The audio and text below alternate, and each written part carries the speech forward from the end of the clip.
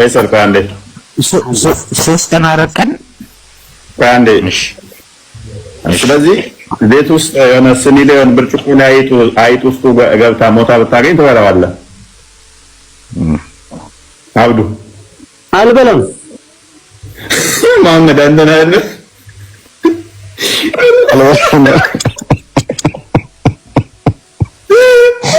አንተ እኮ አይጣን ብርጭቆ ውስጥ ከገባ እንዴት ብለህ ነው የምትበላ? አልበላም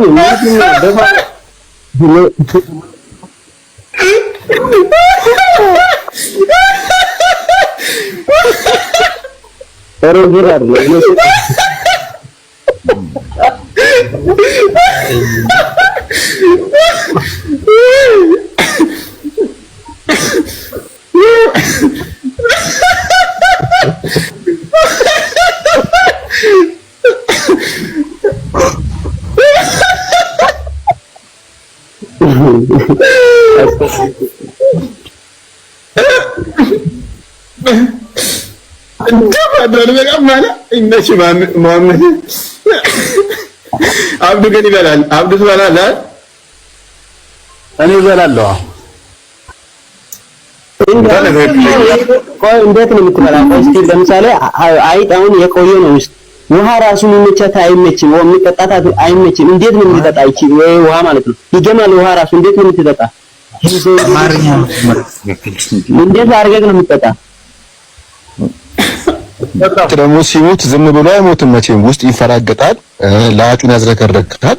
አዎ እንዴት ነው ቆይ የለም እንደዛ አይነት ነገር ስለሌለ አይበላም አይጠጣም። በቃ ለዛ ነው ለኔ ግን በላለው የምትለው ሰው ውሸት ነው። አትበላም ነው የሚለው አንተ እውነትህ እኮ ነው። እንደውም አይጥ ይበሳበሳል። ውሸት ማለት ነው። የሚበሳበሰው አይጥ እንዴት ነው የምትበላው? እዛ ስትሞት ተፈራግጣ አይጥ ሻወር የወሰደችበት እኔ እኮ ያለ እውቀት ነው የምታወሩት ሁለታችን። ምን ከእውቀት ነፃ ናችሁ? ይሄን ታውቃላችሁ?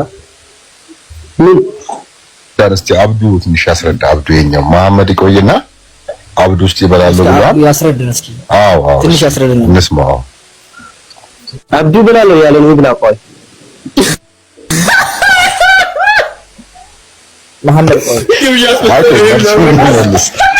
አብዱ ይመልስ እስቲ ቆይ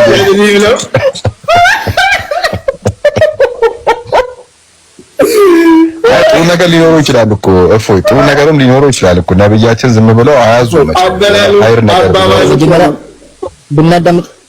ብናዳምጠው መጀመሪያ እስኪ የአብዱ እንዴት ይበላል ያለበት ነገር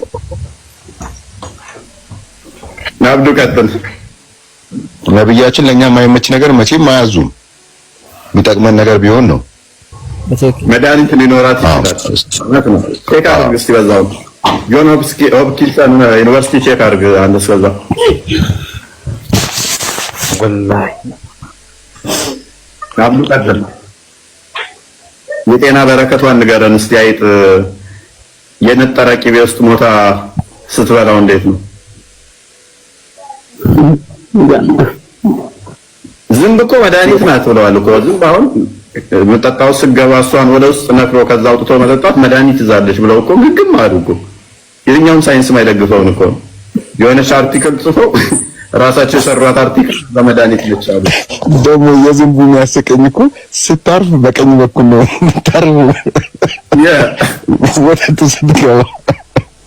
ስለዚህ አለ ንከር አድርጋችሁ ማውጣት። ሻወር እኮ አሁን ከሚስት ጋር ወሰድና እስቲ ሻይ ቡና ጋብዛት።